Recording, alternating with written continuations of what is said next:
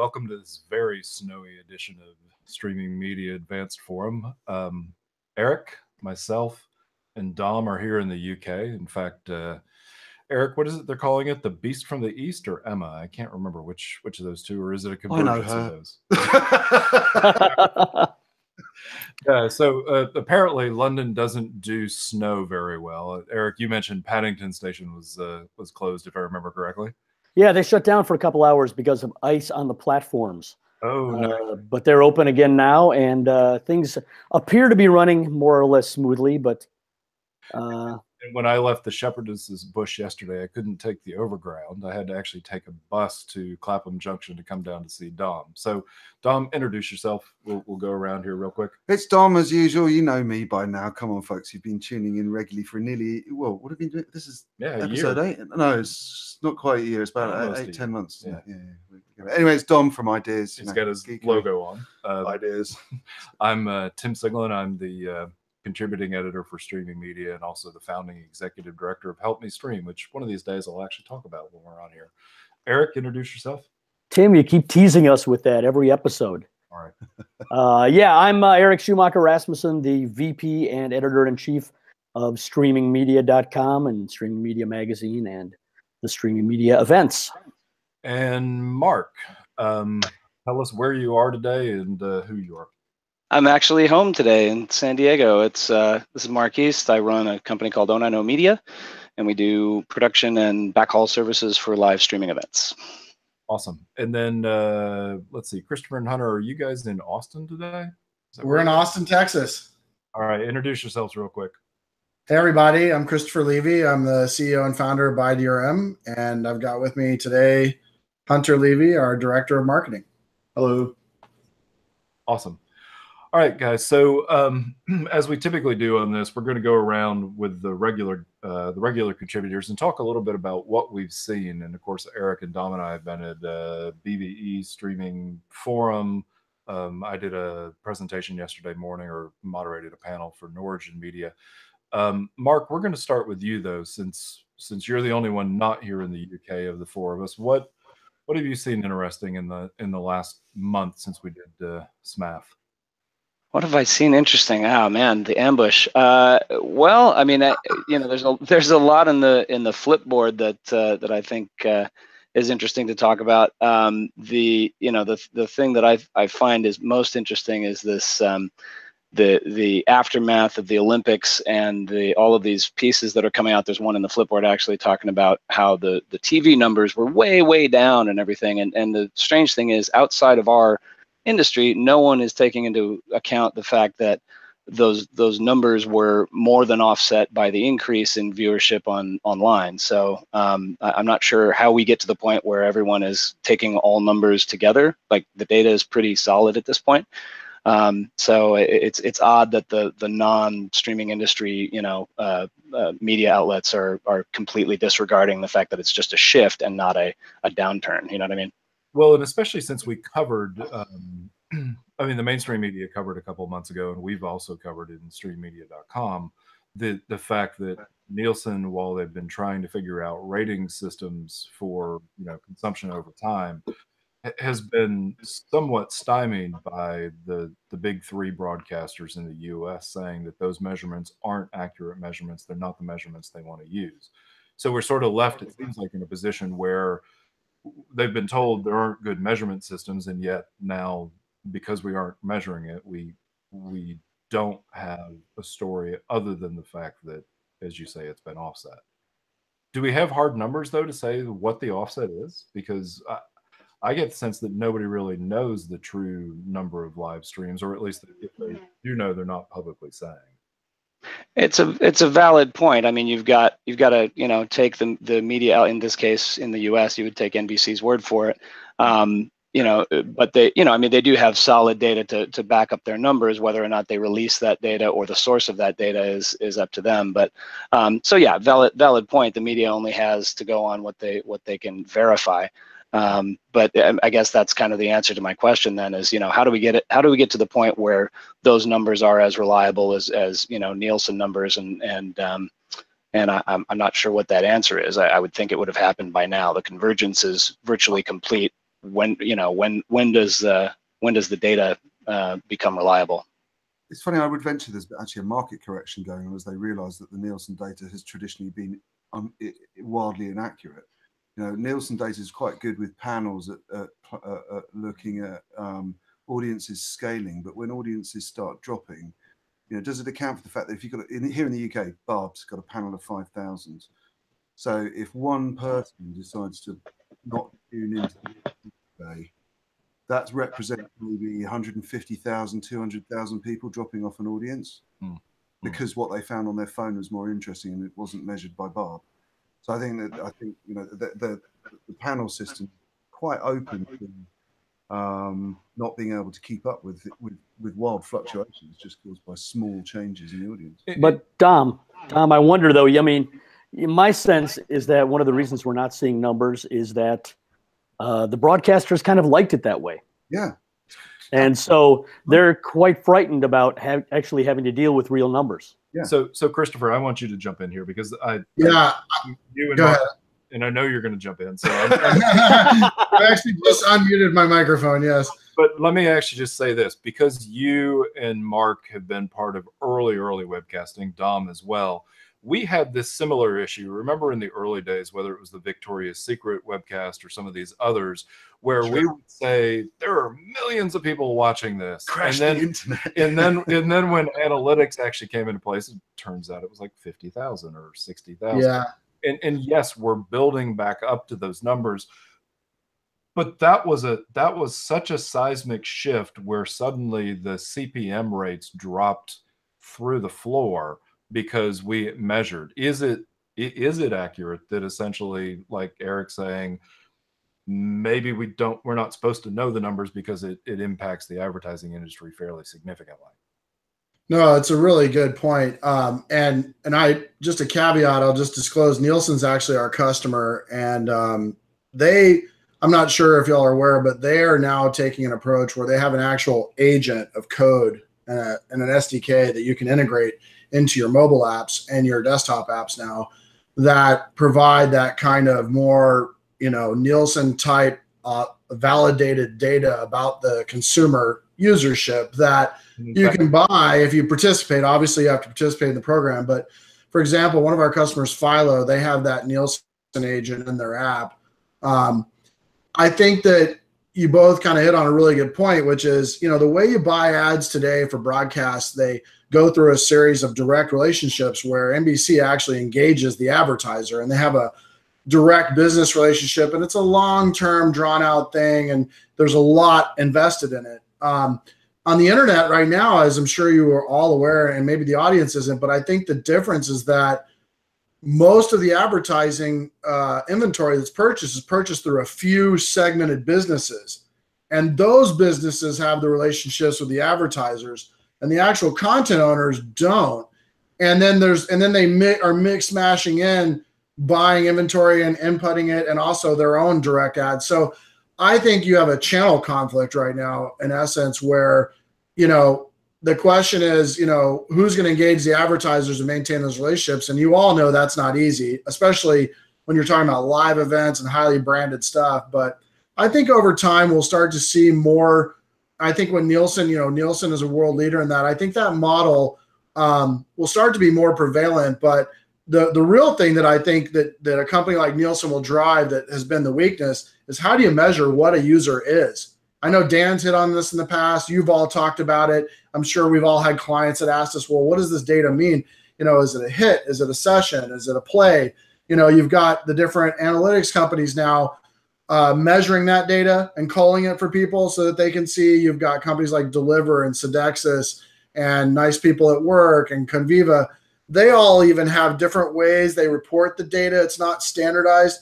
But I think if we can move towards, a Nielsen type, at least format, we can get better info about that. And I think once that happens, Tim, I think then the advertisers will really rush in. I actually think a lot of the advertisers are still holding back because they know, even their own companies, when they put data out, we had this many views of our Super Bowl ad. Well, does a view mean a user? So I think that's the big issue is the dictionary. We don't have a glossary yet that really defines the standard.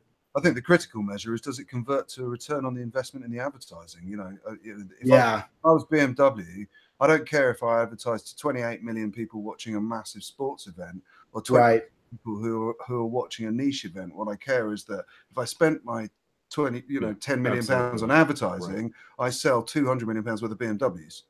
And it's interesting that you say you're mentioning the different analytics firms, Christopher, because I had Jonathan from Nice People at Work on my panel yesterday morning. Yeah, I saw that on LinkedIn. And he, he'd be the first to say, the guys at Sodexis would be the first to say, there are a whole lot of asterisks after those data points. And what Nielsen brings, and having worked on a project with Nielsen in looking at sort of the N+3, +7, 30-day VOD consumption, what Nielsen brings maybe is that glossary of terms that you're talking about, because they have a language of measurement that the advertisers understand. And I think it's a really good point that you bring up. It may be their advertisers holding back because it can't be measured. And once it starts to be measured, then they feel like they at least have an even playing field for argument on CPM or clicks or ads viewed, etc. So that kind of brings me back to my, original question, which is, if Nielsen is the standard and they have they've defined the lexicography, if you will, why haven't they picked up someone like Sodexis or Nice People at Work and folded them into their tool set and just made it the standard? Like why do we still have all these disparate standards and no one's really driving the technology to its end? They may simply just not want it to happen quickly because they don't want to embrace change too quickly. It may be and I also think that if you look at Nielsen versus an analytics company, their interests are conflicted in that Nielsen is from a conventional metrics business. And a lot of these analytics companies, and Mark, I'm sure you'll laugh at this, but the value proposition that any one of these companies brings to the table, including Deliver, which is not totally the same as these other companies, but in a very similar vein, is which CDN is going to deliver the best stream to your user right now so that you have the best experience. And the way that they make that decision is by weighting the analytics of the user experience. Nielsen's not really in the CDN management business, and they're not in that kind of, how do I make an intelligent decision about where to route my user? They're really in the hard data about here's who watched, the demographics, the viewership, the length and duration.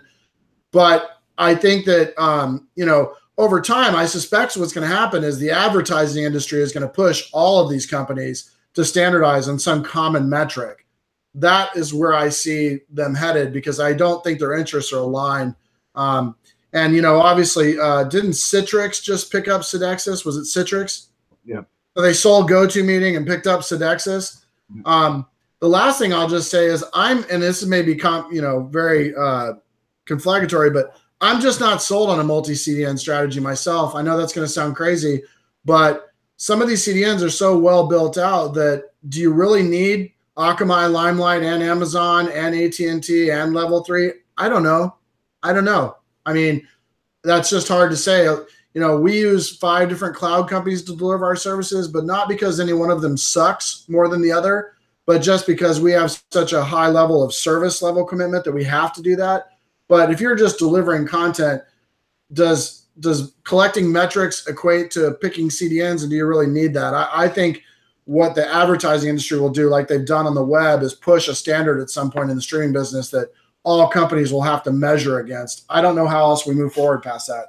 I think, if I can speak to that, I think a company like Deliver offers this, QoE data that enables you to to reduce latency and improve the end user experience. Then I think that's a multi-CDN strategy makes sense there. But I would agree with you in general. Akamai is not today is not the Akamai of 10 years ago. Like they're built out so well and so robustly that you really don't need a multi-CDN strategy to guarantee to prevent failure. You need it to enhance the user experience, I think. But I think it also varies as to whether it's a live event, live linear TV versus something that's on-demand content. Because for sure, oh yeah, your operators are all going to say, if I have the option of a redundancy path, or I have the option of load balancing, which is what Sodexis with real-time user measurement does. Sure. As we say, that's different from Nielsen. I think it's sort of like in the old days, you rolled a satellite truck and you rolled a microwave truck if you wanted to guarantee that you're going to get something that's really important broadcast out. And I think it goes back, Mark, to your point. We're talking about the Olympics. It happens once every 2 years. It's hugely hyped. It's really expensive for the rights owner, not just to bid for the rights, but also to try to deliver. And so I wonder if NBC's pushback on Nielsen was that they were afraid that the numbers would be faulty for this Olympics, but we may find buy-in for it as we move forward. The other problem I have is the OVPs themselves are saying we'll build our own analytics tools as opposed to relying on a Nielsen or relying on a Sodexis. And if that's the case, we're going to end up having islands of data across OVPs that I think are problematic as well. And at some point down the road, you have the question of the inevitable question of how reliable is that data? It needs to be independent. It needs to be audited. Right. That's one thing. Nielsen has a big, rich history, and they worked with PricewaterhouseCoopers and Accenture.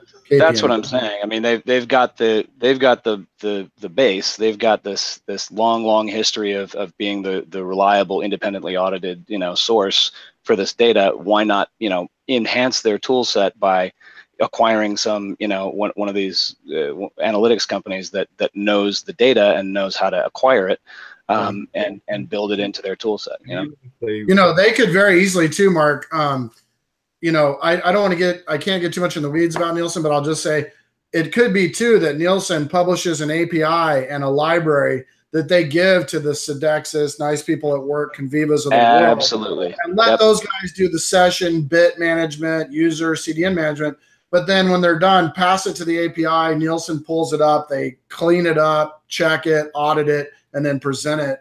That also might be an approach, because I don't know that a lot of these software companies are ready to be audited by PricewaterhouseCoopers, Well, yeah, no, I completely agree.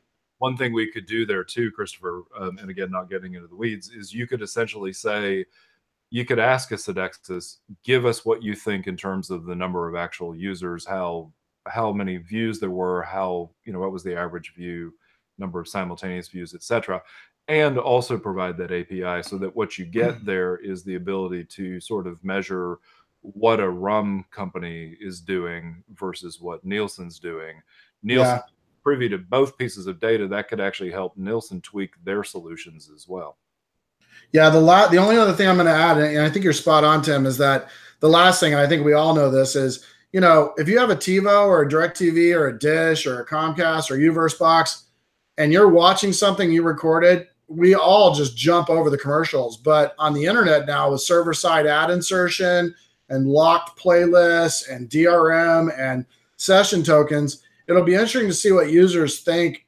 I think that's the last thing, is the user behaviors. I don't think users, is it worth your money to send an ad to a user that doesn't want to see it because they can't fast forward past it? Because they're used to that kind of model where they say you have to be exposed to a message 100 times before you really begin to internalize it. So, but a great story on this. Sorry. Yeah. Go ahead. No, we were having a conversation about this last night.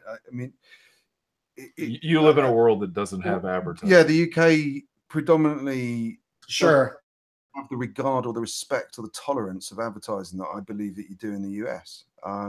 That's a cultural shift that may need to happen. I think Netflix is the harbinger of that. Harbinger, because suddenly you've got the US is able to, in a domestic environment, go, I'm just going to sit and enjoy myself, not sell a little bit of my soul every 20 minutes to some bastard who's trying to sell me something that I've already got. So Dom was sitting down with his... I think that was really extemporized when we were watching. I'm sure you've heard this story before, guys, but we were watching Labyrinth on TV just after Bowie died, and my 6-year-old boy was completely confused because we don't normally watch broadcast TV, but because it was being shown and it was a great film because of the timing of Bowie's death, it was being shown on broadcast TV. Just for once, we pull a broadcast TV channel. 25 minutes in, it went off to an ad break, and my boy was completely confused, and he's like, well, why don't we skip the ad? You know, what's going on? And I realized that although he'd seen advertising in a pre-roll, largely on YouTube, watching content he watched, most of the time on broadcast TV, we use BBC, CBeebies children's BBC channel, which is ad-free. And he got to 6 years old without seeing an interstitial advert. Now, it's sort of, you know, okay, early adopted cord cutter family, that sort of thing. It does strike me that if you extrapolate that out, you're going to end up with definitely two classes of people. Those who want to opt in and won't be programmed to buy crap that they frankly don't need. And well, imagine if you had a choice to go to a music concert where you could see Beyonce or somebody famous and you didn't pay, but just in between every song, a huge ad played throughout the stadium on the wall, and there's nowhere to go, nowhere to run, nowhere to hide. You go up to the beer counter, you can get a free beer, but you have to stand there in front of a 30-inch panel and watch an ad real quick. I mean, that's kind of the idiocy of the conflict between, do you pay for content or do you get it for free with ads? I don't know we'll solve it today, but I do believe that there will be over time a standardization on the data around viewing of content. And I do believe that in conjunction with server-side ad insertion, these analytics technologies, the CDN arbitration technologies, and DRM, somewhere in the middle sweet spot of all of that is some actual actionable data that an advertiser who's spending hundreds of millions a year can trust. The only problem I think right now is that since they have their own websites and their own hosting operations and stuff, they have those internal meetings, right, where they see the data like, what does this mean? And they're like, well, we're just going to pick this number and say that's how many users there were. So when they're looking from the inside out at other people's data, their confidence in it is a little lower because they know the truth about what's really going on. So there does have to be some kind of movement towards that standardization, I think. And I think there's also going to be a movement back toward product placement within content to dominate Netflix. I mean, that's already happened. Good. Yeah. So Eric, I'm going to segue to you. Talk about that for a second, and then tell us what's interesting that you've seen. And obviously, you've been over here in the UK with us, so come up with something interesting. Yeah, right. Well, I mean, clearly, as Dom said, you know, he's got a 6-year-old. You know, I've got a 9-year-old and a almost 12-year-old, and it's not so much that they don't want to see ads, but they expect those ads to be entertaining and to give them value, whether it's a product placement situation or whether it's one of their favorite unboxing video YouTubers. It's content they want to watch. They want to see these toys get unboxed and demonstrated. They don't care whether it's an ad or not. And, you know, I've had to do some teaching to, especially with the younger one, to remind him that, yes, that is indeed an ad you're watching. That kid is getting paid to unbox that toy and show you how cool it is. But as long as he knows that's what's going on, he can make an informed decision. So, you know. And think about it, Eric. One of the things that we don't think about much now because we don't watch a lot of over-the-air TV, and most of us are old enough not to watch cartoons on Saturday mornings. You remember in the 70s? Well, in the 70s, there were two things. One, you couldn't have advertisements to kids for cigarettes like Joe Camel because of the fact that the cartoon actually had some value there from an advertising standpoint. And secondly, you could not use the cartoon characters on a Saturday morning to then switch over and actually sell you product. There had to be a distinct delineation there. So I think that what you're bringing up is a really good point, in the fact that suddenly the education is around, oh, your favorite person is being paid to do these kinds of things, as opposed to just he's doing it because he wants to do it. And how we handle that from a young person standpoint, I think is incredibly important as we move into a scenario where you will have people in the US who won't be exposed to advertising like your kids have been fortunate enough not to be exposed to. I'm just sorry. What went through my mind during that last sort of 30 seconds was 20 years ago, Christopher and I used to beat each other up about the differences between Windows Media and DRM, and now we're in a world where we're actually talking about the social responsibility of the technology is rolling out. So. All right, Christopher, show us what you got there. What you got there? Hold on. He's muted. I've grabbed a bunch of different tchotchkes from my tchotchke collection. the original Windows is pre-Windows Media. This is the ASF. It would make the little cow noise, you know, when you go to So yeah, we had a good time on that list, didn't we, Don? Here as opposed to cow tipping. Yeah. All right. Yeah. So what have you found that's interesting this last month? Well, I think one of the most interesting things has been to see the progression of Spotify, you know, moving from video to music now. And obviously Spotify does do some video content, and they're doing more and more with each passing week. But, you know, Spotify is doing some really interesting things in terms of bypassing. They're going, you know, they've gone straight to Wall Street to list themselves for their IPO. And Jason Hirschhorn, who I never worked in the same room as, but when I was back at SonicNet in the late 1990s, early 2000s, he was involved with SonicNet as well. And he posited an interesting theory that it's only a matter of time before music artists bypass the record labels, as they're sort of archaically called today. And when will we see the first big artists just say, screw it, I'm going to sign a deal directly with Spotify? Yeah. Right? And he predicted it's going to be Drake. I asked him who he thought it was going to be, and he said it would probably be Drake. But you know, we're seeing a huge shift in music streaming and the music industry. But wasn't the whole reason for Tidal was to allow that specific group of artists to go ahead and directly interact with the consumer? Yeah, I think Tidal's more of an interstitial step. They're a customer of ours, and you know, they have a direct relationship with the artist, but they're not signed with Tidal. Do you know what I mean? Where I think to Eric's point, there will come a time, and probably pretty soon, where artists are signing directly with the streaming services and completely circumventing the entire, you know, recording industry as it exists today. You know.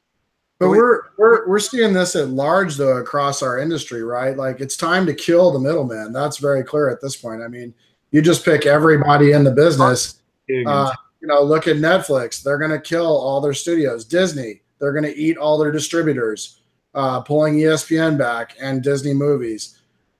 Look at what's going on with Roku. Roku's going to shoot all their app partners and start Roku branded content, and they'll probably just license it from Netflix or have Netflix make them a movie, or have, you know, someone like that. That is the thing about the internet, and not to like, you know, get everyone worked up, but if you look at the effectiveness of the current president and the way that he used Twitter, the ability to go direct to people now using the internet, it's very clear that is absolutely the future. But the problem I see is that once we get there, where are we? Because that's where we started in media, and it went through a 20-year evolution of diversification, distribution, multi-format distribution, multi-niche content, you know, niche content blended in. But if we're headed, you know, it's scary to think about, well, you know, Spotify, for example, if they were, I mean, to sign an artist Drake directly, what does that mean for the entire chain? And I think, you know, for consumers, it may not necessarily be a great thing because of the way that the top, you know, 5 titles on Netflix or the top 5 tracks on Vivo or videos dominate the entire scene.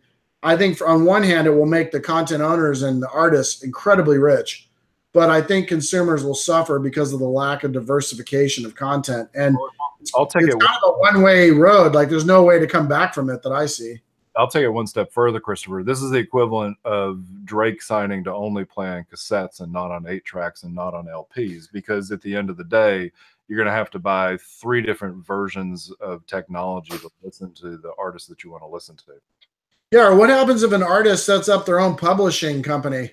Like, I mean, do you mean, you know, like an open source publishing company and shoots the publishers? That's another step. But all of this, I've got a funny feeling we're going to go back exactly 18 years and we're going to get an apology note, the RIAA, saying, shit, man, we had it all wrong. Napster at mymp3.com, off we go. Yeah, you can say what you want. It's our show. And I put it out as clean, so we always missed out the explicit beep at that point. But you're right. I mean, the RIAA has essentially pushed us into this with a number of things around copyright as well. Yeah. Mm-hmm. You brought up a funny point about Napster. When you come back to the Limelight news, I'll I'll bring that back up. Okay. All right. Awesome. Dom, what have you seen in the last month? Oh, you caught me out now. Yeah, of course I did. Trick question, like with Mark. He likes doing that. Yeah, you're just spinning the dice. It's like spin the bottle. I like the fact that I look tan in this. That's what I like. There you go, yeah. It was the sunbed this afternoon. That was my highlight. What's happened this month? Well, the streaming forum was good. I thought So you did a panel. Talk a little bit about that panel because you had Jeff Webb and we had a really good hitting panel. We had Sky, BT, and Level 3. Gotta call them CenturyLink. Sorry, we had Sky, BT, and CenturyLink on there. Great panelists, and talking a lot about virtualization strategies, or more broadly actually about broadcaster strategies as they adopt IP. I think the most interesting response, the question which elicited the most discussion was, what's changed in the last 18 months? Something does feel like it's seismically changed in the acceptance of the industry. And one thing also that came up in there as part of Q&A, and in fact, I grabbed this from my Streams of Thought column, was you and Jeff Webb and Ian Parr all talked about the technical capability of doing global OTT, but the licensing limitations around it. Yeah. And, essentially... I can see where this segue is going. Yeah. I mean, Christopher, are you listening? Ian said... we've got those relationships with a number of CDNs, so we know where the customer's sitting and we know if they need to be blocked, was one thing. Your comment was technically we can do it. It's the lawyers and the licensors that need to actually sort of step up the game. Live audio, on-demand audio, and on-demand video have got absolute parity with and do stuff which, frankly, traditional broadcast networks could never do. Right. Largely. So we've got parity in that space. It's just live video still is exposed to hyperbole when it gets it wrong at this stage. Actually, generally, we wouldn't all be here if we weren't getting it right 80-90% of the time. But true. If it goes wrong, the traditional broadcast media is quite tied in with itself, so it likes to say, they're not there yet, or they're never going to be there, or audiences are leaving Hulu in droves because something went wrong in the last 30 seconds of a sports event or something. And it's all high drama for about 3 days, and then everyone goes back to watching live streaming. So I think we are pretty much technically in a place where the vast majority of the problems are solved. Sure. So the only thing really holding it back is those rights models at the moment. And Christopher, to segue into having the conversation with you around DRM. We're ready for you, Tim. Hunter and I were talking about when Tim comes back to us. Yeah, all right. We're coming back in just a second. So I want to set context here, because to what I was saying that Dom and Ian and even Jeff Webb had said, Jeff said, there is a appetite for original content, and you'll watch original content wherever it is because you're sick and tired of watching the same reruns on multiple OTT services. One of the things that I wrote back in 2015 was my family and I were in Italy. We were doing a month rental at an apartment. We brought an Apple TV with us so the kids could watch some occasional American stuff, on Netflix. And it turned out, of course, Netflix wasn't available in Italy, which meant we could not watch our content. I was in Turkey the next month. I couldn't watch Amazon Prime content. It would sort of let me see that it was there, but when I tried to watch it, I couldn't watch it. It's bloody by DRM's encryption. That's what it is. Yeah. That's your iPlayer, actually. Dom's comment to me, and I noticed that Orange is the New Black was actually being played as the episodic in Turkey at that point. So clearly Netflix was making money in the countries that they weren't yet doing streaming in. Dom's comment to me was, wait, you're saying you couldn't play it through a VPN? And I'm like, no. I was talking about being able to legitimately do it. La la la la la la la. Yeah, exactly. Right. So, but what's interesting, what's Christopher, about VPN? Nothing's illegal about VPN. So what's interesting, Christopher, is jump forward to this month. We're in London here. I open Netflix.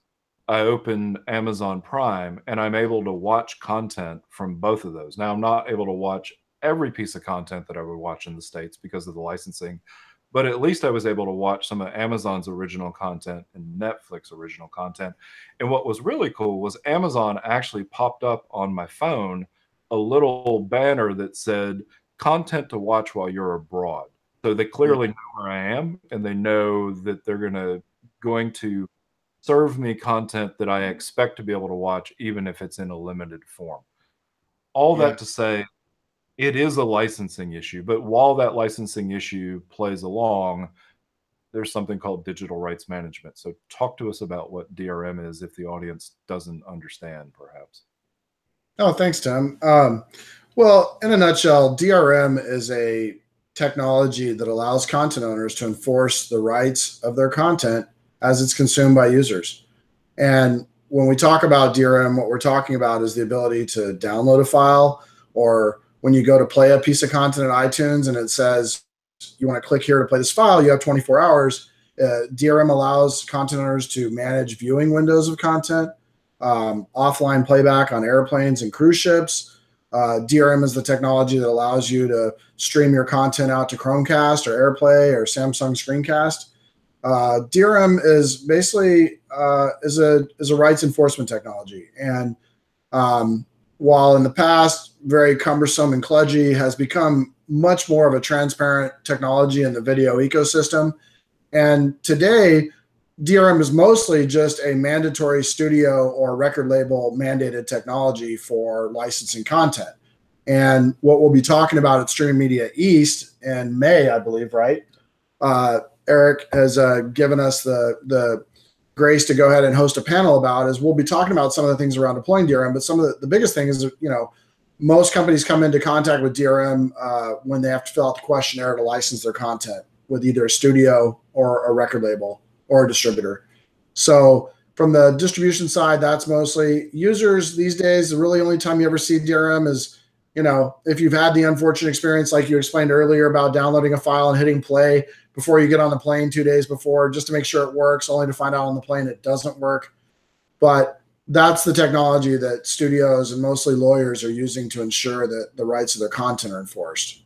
So that story that you mentioned there was somebody who was on the plane behind me the other day. She had actually at least knew that she wanted to make sure that the download worked. So what she did, and she was describing this to her daughter and her husband, because her daughter was frustrated she couldn't watch it. Her husband was frustrated that it didn't work. Yeah. She had downloaded it, turned off the Wi-Fi on her iPad, hit play. It played fine. She stopped, a minute into it, and then they get onto the plane the next day, apparently 26 hours later or more. Yeah. And her daughter's sitting down to watch this 2-hour thing, and it doesn't work. I happen to be sitting in front of them, so I poked my head over and I'm like, can you tell me when you downloaded it? And she said, and I knew immediately that was the issue. But the average consumer doesn't know that. They just know that it suddenly doesn't work. How do we as an industry educate people to the fact that the lawyers are making that? Can I chip in some of this? Sure. Because also, sure. Christopher, correct me if I'm wrong, but really there's been sort of almost two iterations, or there was a pre-run around the Windows DRM era with DRMs. I think the business models didn't help those things, because there was this kind of buy-to-own thing going on. Sure. And actually these days, as everyone's moved more to less download and own and more streaming emphasis, people get the idea of the ephemerality of content. But when they're pitched by Netflix to download content, to watch offline, and it doesn't function offline, does it damage Netflix brand, or does it damage something else? Well, it's a really good point. I mean, you talk about a burgeoning business right now. I mean, we're very active in the in-flight entertainment space. We get right now cruise ships, in-flight entertainment, trains, buses. These are incredibly active markets for people that are in our business. We recently attended the Apex show in Los Angeles and got to meet with a lot of our customers we never met. But, Tim, I think that the answer is that users are starting to become more familiar with downloads because of the ability. I mean, Netflix has only been offering downloads, I think, for less than a year. Everybody's in the process of implementing downloads. The reality is that, consumers know when they rent a pay-per-view fight from UFC that it's going to expire. They rent a pay-per-view movie. I think that brand owners can do a little better to explain what the rental window is if they're renting content. In the case of Netflix, the content doesn't expire because you're on a subscription. Right. And so it's an SVOD service. But yeah, there are pay-per-view movies where if you buy them and you try and start them before you take your trip, it's not going to work. What we're doing, and I think what a lot of our industry is doing, and there's another Apex show in Los Angeles in June. And Sony will be there talking about kind of where the industry is headed. But now what we're doing, and some of our competitors are as well, is we're deploying license servers on the plane or in the fabric of the network at the satellite downlink or on the cruise ship or actually on the bus. And the goal there, Tim, is to move the user experience to the container, the actual transportation vehicle, so that those types of things don't work. And so a lot of the airlines are in discussion with the companies you've talked about earlier, which I don't want to name specifically, but I believe over time what will happen is, just like you have a self-contained pay-per-view VOD model in a hotel, you'll have the same technology on board on a craft. And there'll be a streaming server, a CMS, a UI, storage, it'll all be mostly 2 boxes, right? There'll be a UI front-end interface with a streaming server. All the content will already be packaged. The license server will sit on there. There'll be a BYOD where they can download the app locally on the plane or just stream it right through a browser on Android or iOS. I think to your point, we do need to kind of move in that direction, because these types of things you talked about, that doesn't work, because what's going to happen is she's going to go write an email to Apple or Hulu or whoever she bought the movie from and say, hey, I didn't get to play the movie. I want my money back. It's not a big deal. Apple will still have to pay the studio for the movie, but they'll give her a credit. So we want to kind of, end that model, definitely, for sure. I think the more users get comfortable with a local ecosystem, the better will be, and a lot of these problems you talk about will go away. But I think, frankly, that most of the services do a really good job already about informing consumers. On the flight over, I watched several things I had downloaded from Amazon Video. Every time I started it, it said, you've got 48 hours to watch it. Are you sure you want to start watching it now? Yeah. I get that from Apple, from Amazon. And not to say there's not more education that can be done, but I think we're already a pretty good ways there. So Dom mentioned the 2 different sort of models, the download to own model. And Christopher, I think Play Ready was something that you mentioned before we started talking at the top of the hour. Is that sort of what the original model was, and we're shifting off that to things like Fair Play that say, you get a certain number of views or unlimited views as long as you don't share it with too many people, or are those 2 models still sort of, as we start to download content from something like Netflix, will we start to continue to see those models sort of at odds with one another from a DRM standpoint? Well, I think that, first off, we've had a lot of discussion about this as an industry, but, defining what your business is. For example, a lot of people don't understand that, like HBO Go, for example, you can download HBO Go movies. You're not paying for the movies. You're not even paying for HBO Go if you have a cable or account, an actual account to subscribe. And so there is no rental window on that content. Same thing with Netflix. But then you've got reality is that families and people have multiple services, like Dom hit on earlier. We do in our family. We use Google Play, we use iTunes, we use Netflix, we use our over-the-top apps to watch Stars, HBO Go, and other news sites, etc. So that's one of the issues, Tim, is that we have this kind of horse race between what the models are, subscription versus pay-per-view. And the subscription VOD service model, there are no rental windows, so they just expect it to work all the time. And then when they jump back to their iTunes account or Google Play account, suddenly there's a rental window.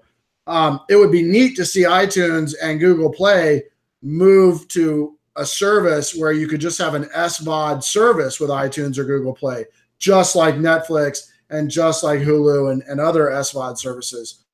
Fubo example. But the problem is their profit margin on pay-per-view is so good that they're willing to give that gal you were talking about behind you a credit on that movie, because they sold so many of those movies today at a premium price point. I mean, if you just look, for example, one Google Play movie to rent or buy, Google Play does rent and sell as well. And there's an even bigger conflict. Like, I'm already confused. Google Play actually rents and sells movies, so you can rent them or you can buy them. There's even more confusion around that. I've bought movies from Google Play and had them on my tablet, and I've rented movies, and even I've gotten caught up in that. But I do believe we'll see kind of, again, a movement towards these services having kind of, a more generalized business model. Right now, there is still these lawyer-driven silos of business models. I do believe, and look at like iTunes. They have, iTunes Radio? and they have iTunes Music.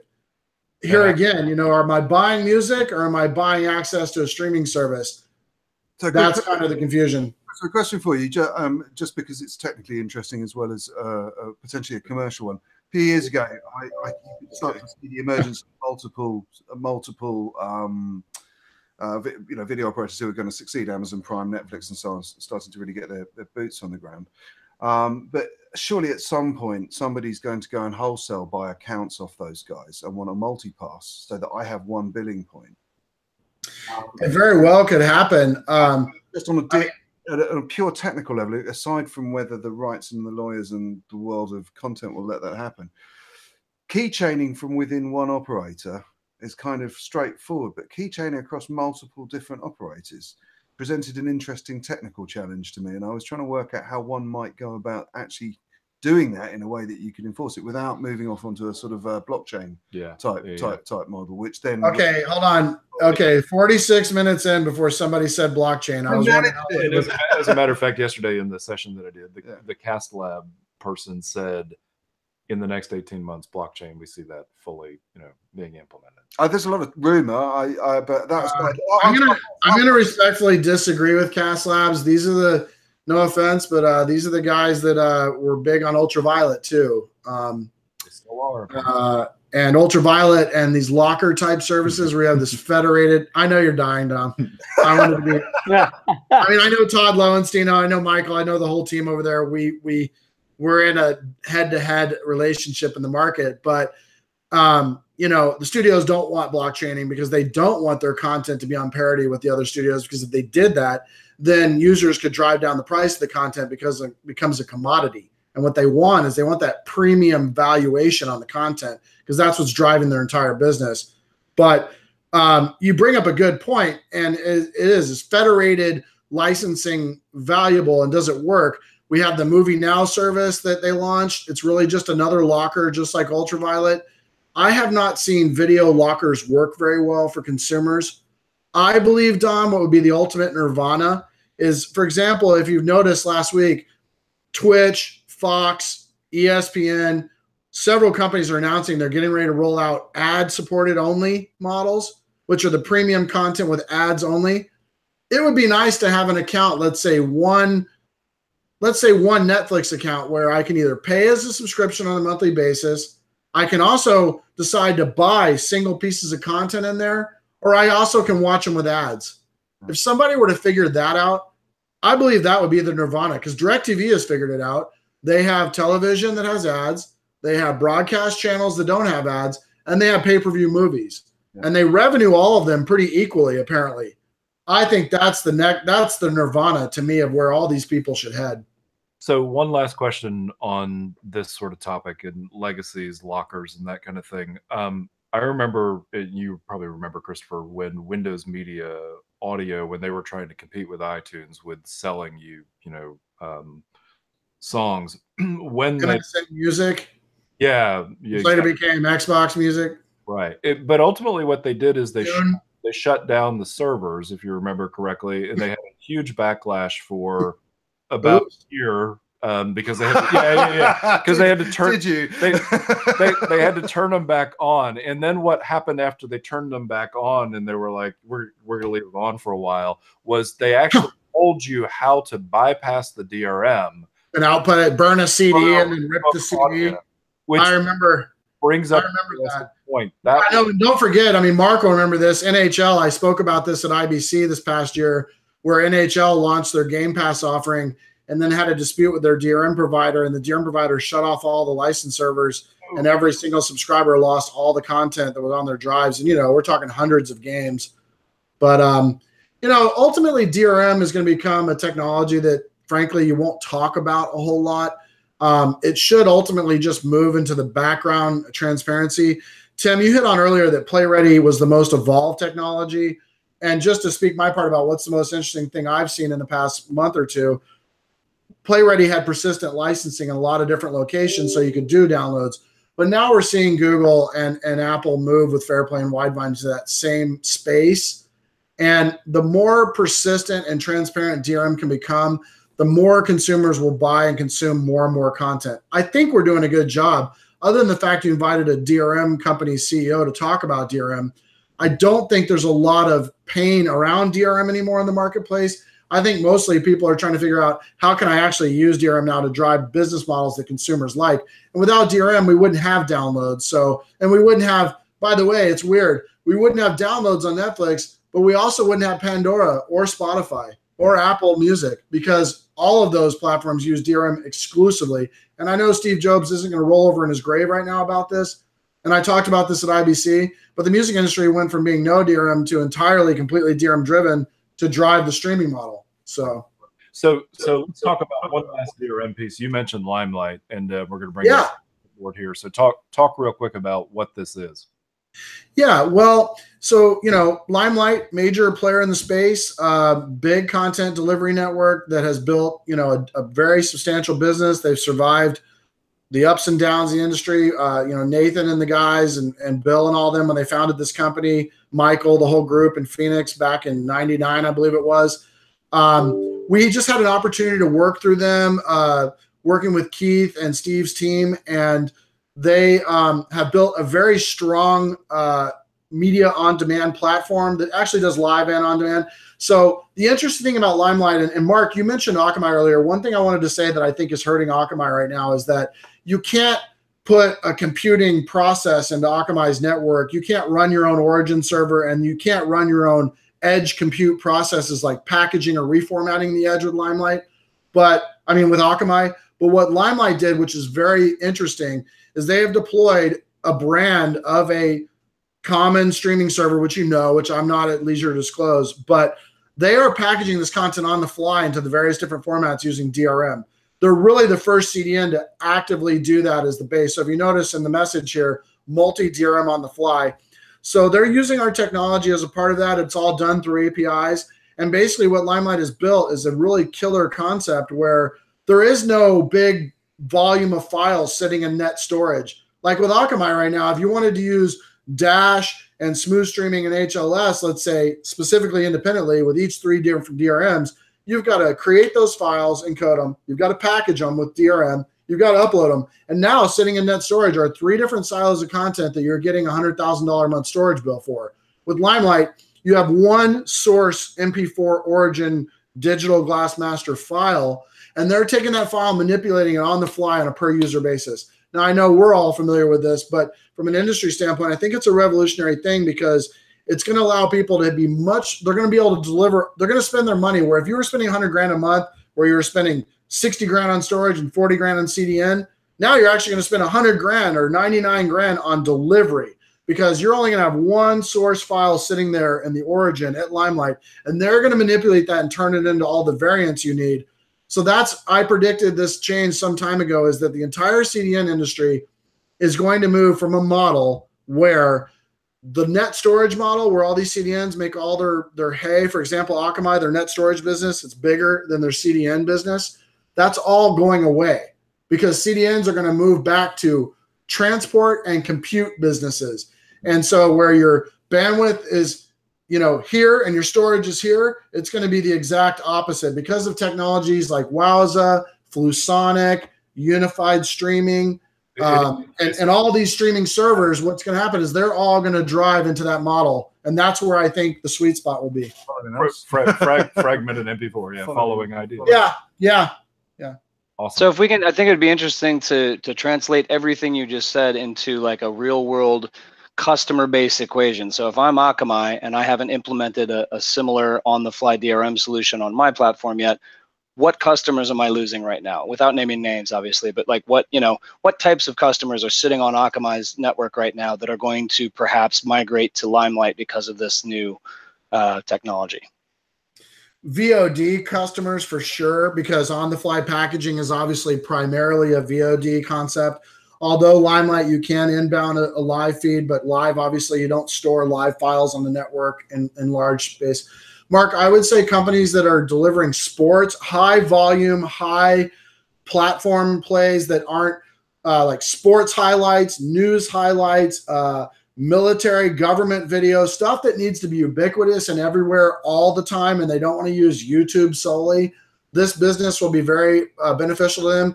The other thing, too, is businesses that are expanding into other geographical regions around the world that are bandwidth dependent. I think it'll also just automatically make a difference through processes like the multi-CDN switching processes, because ultimately, if you've got lower storage costs, your transactional value where you've got an A or a B CDN comparison, if one is simply cheaper, but in all other respects they're equal, then you'll switch to the cheaper one.